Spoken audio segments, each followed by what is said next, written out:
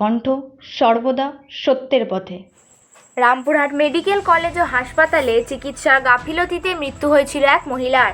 বীরভূমের রামপুরহাট থানার সইপুর গ্রামের নিবাসী পিন্টু খানের স্ত্রী সামিনা বিবির সোমবার ভোর 3টের সময় বুকে ব্যথা নিয়ে রামপুরহাট মেডিকেল কলেজ ও হাসপাতালে ভর্তি করা হয়েছিল তাকে। রোগীর আত্মীয়দের অভিযোগ, দীর্ঘক্ষণ হাসপাতালে ভর্তি হওয়া সত্ত্বেও চিকিৎসা করা হয়নি। এর ফলে তাদের রোগী মারা যায় মঙ্গলবার। এমনই অভিযোগ তুলে মৃত রোগীর আত্মীয় স্বজনরা রামপুরহাট মেডিকেল কলেজ ও হাসপাতালের সামনে বিক্ষোভ প্রকাশ করেন মঙ্গলবার রাত্রে। আর সেই দিনে রাতের ঘটনায় জুনিয়র ডাক্তারের ওপর আত্মীয় স্বজনরা চড়াও হয়। তারই প্রতিবাদে এসএম বিবির কাছে আনুমানিক 90 জন জুনিয়র ডাক্তার এসে একটি লিখিত অভিযোগ জানান যে আপনাদের নিরাপত্তা ব্যবস্থা সঠিক করতে হবে এবং আজ সকাল থেকে কর্মবিরতিও পালন করেন। পাশাপাশি তাদের পক্ষ থেকে জানানো হয় যে এমার্জেন্সি ডিউটি তাদের তরফ থেকে দেওয়া হবে এবং হাসপাতালে একটি স্থায়ী পুলিশ ক্যাম্প বসানো হবে প্রভৃতি।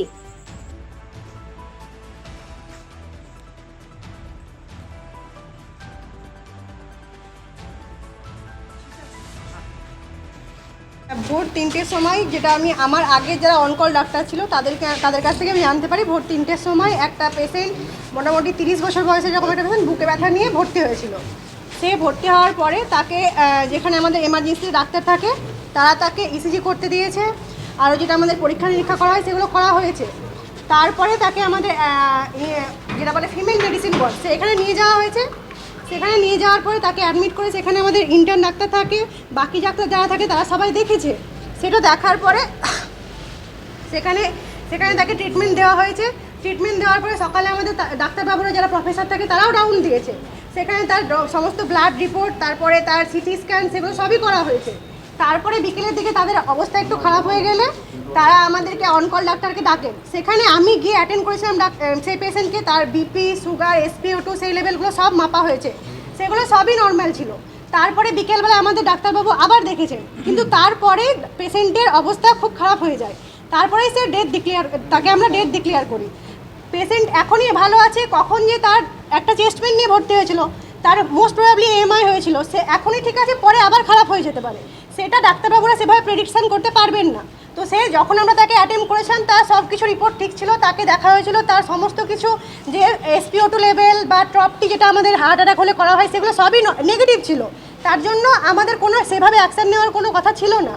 কিন্তু তবুও আমরা তাকে রাউন্ড দেওয়া হয়েছে, তার সমস্ত রকমের যেগুলো চিকিৎসা করা হয়, যেগুলো ইনভেস্টিগেশন পাঠানো হয়, সেগুলো সবই পাঠানো হয়েছিল। কিন্তু তারপরেই পেশেন্ট ডিটোরিয়েট করে এবং তার ডেথ হয়ে যায়। তারপরেই পেশেন্ট পার্টি এসে একদম আমরা মিডিয়া ডাকবো, আমরা ঝামেলা করবো, একদম 200-300 জন নিয়ে এসে আমাদেরকে ডাক্তারকে একদম মারধর করে, আমরা সেমিনার রুমে ঢুকে গেছি, সেভাবে এত একদম মব এসে অ্যাটাক করেছে বলে আমরা সেমিনার রুমে গেছি। সেমিনার রুম একদম ভাঙচুর করা, একদম জাস্ট ভেঙে দেবে এরকম একটা অবস্থা সব আমাদের। এবং 2-3টে স্টুডেন্টকে স্ল্যাপও করেছে এবং তাদেরকে মেরেওছে, তাদেরকে গালিগালাজ করেছে। তারপরে পরে যখন আমরা বাইরে দিয়ে হেঁটে যাচ্ছি তখন বলছে এই ম্যাডাম ছিল, এই ম্যাডামকে দেখে নেবো বাইরে, এই ম্যাডামকে মারা হবে, এরকমভাবে থ্রেটেন করেছে। এখন আমরা আমাদের ডিমান্ডগুলো নিয়ে এসেছি যে আমাদের এইভাবে এত পুয়ার সিকিউরিটি কেন হবে, এত 200-300 জন কীভাবে ঢুকে গেল, তাদেরকে কেন আটকানো হলো না। সেই হিসাবে আমাদের সিকিউরিটি কনসার্ন নিয়ে MSBB স্যারের কাছে আমরা একটা অ্যাপ্লিকেশান জমা দিতে এসেছি। আর একদম ইমিডিয়েটলি একটা পুলিশ ফাঁড়ি যাতে থাকে, যাতে এই মবগুলোকে আটকানো যায়, সব যেন মব ভিতরে একদম প্রবেশ করতে এইভাবে না করে, ডক্টরদেরকে এইভাবে যেন অ্যাটাক না করে, সেই জন্য আমরা একটা ডিমান্ড নিয়ে MSBB স্যারের কাছে এসেছি। হ্যাঁ, আজকে আমাদের কর্মরত। আজকে আমরা সকাল থেকে যে আমাদের ডিউটিগুলো সেখান থেকে আমরা কর্মরত আছি, যতক্ষণ না আমাদের এক্সেপ্ট এমার্জেন্সি ডাক্তার সব জিনিসগুলো চলছে আমাদের। বা যেগুলো আমাদের ডিমান্ড, এভাবে ডাক্তারকে মারা যদি হয় তাহলে আমরা সেভাবে সার্ভিস দিতে পারবো না, সেই ডিমান্ডটা নিয়ে আমরা এসেছি। অনিন্দিতা সাহা। যতক্ষণ না আমাদের যে ইমিডিয়েট ডিমান্ডগুলো আছে সেই ডিমান্ডগুলো যতক্ষণ না ফুলফিল হচ্ছে ততক্ষণ আমাদের এই ডিমান্ড চলবে। ওরা একটা অ্যাপিল করেছে যে ওদের কাজ করার ক্ষেত্রে নিরাপত্তার অভাব হচ্ছে, এটা হচ্ছে মূল প্রসঙ্গ। এবং কিছু সাজেশনস দিয়েছে এবং আমার মনে হয়েছে সেই সাজেশনসগুলোর সঙ্গে সহমত পোষণ করতে পারি, সেগুলো আমরা যথাযথ জায়গায় জানাবো যথাসময়ে। এবং আমাদের ভেতরেও আমরা যে কাজগুলো গুছিয়ে করতে পারিনি সেই জায়গাগুলো যদি আর একটু বেটার করতে পারি, সেই বিষয়ে একটু যত্নবান আমাদের হতে হবে। এইটা হচ্ছে মূল আলোচনার বিষয় ছিল। সাজেশন দিয়েছে? সাজেশনের মধ্যে ওইটাই মূল বিষয় যে যেন আমরা নির্ভয়ে কাজ করতে পারি, ভয়হীন পরিবেশ যেন আমাদের থাকে। এই প্রসঙ্গে যদিও আমি এটা বলেছি যে ভয়হীন পরিবেশ তো সকলকে নিয়ে আসতে হবে।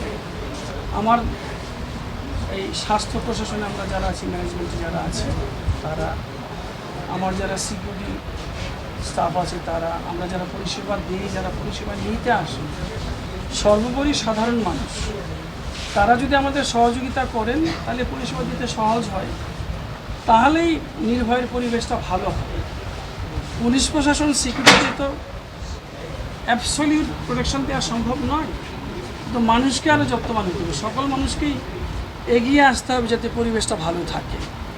এটাই সাধারণ মানুষের কাছে আমার একটা সুনির্দিষ্ট আবেদন থাকতে পারে। আমাদের ছেলেরা সকলেই কাজের ছেলে, এটা নিয়ে আমার কোনো সন্দেহ নেই। কোথাও কোথাও কেউ কেউ বলছে ছেলেরা ভুল করছে, আমি দ্ব্যর্থহীন ভাষায় বলছি, ওরা সিনিয়র টিচাররা যারা যে সাজেশনস দেন সেটাই তারা ফলো করে যান, এবং এখানে আমরা একবেলা নয় দুবেলা সিনিয়র চিকিৎসকরা রাউন্ড দিই, সেটা তারা চেষ্টা করে পালন করা।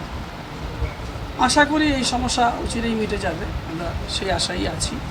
এই যে কর্মবিরতি পালন করছে প্রতিটা ওয়ার্ড, এই যে গাইনি, পেডিয়াট্রিস্ট, তারপরে সার্জারি, মেডিসিন, এই যে এতদিন 8টা থেকে কর্মবিরতি, এটা কি পরিষেবার কিছু ভাঙার হলো না? যদি সত্যি কথা বলেন তাহলে তো খানিকটা হলো, তবে এটাও ঠিক যে আমি কিন্তু অবগত নই যে ওরা কর্মবিরতি করেছে, সরাসরি ওরা আমাকে কেউ কিছু বলেনি। আমি এখানে দেখলাম ওরা সবাই এসেছে তাদের দাবি দাওয়া নিয়ে, ওরা যে কাজ করেনি এই খবরটা আমি তাদের কাছ থেকে পাইনি।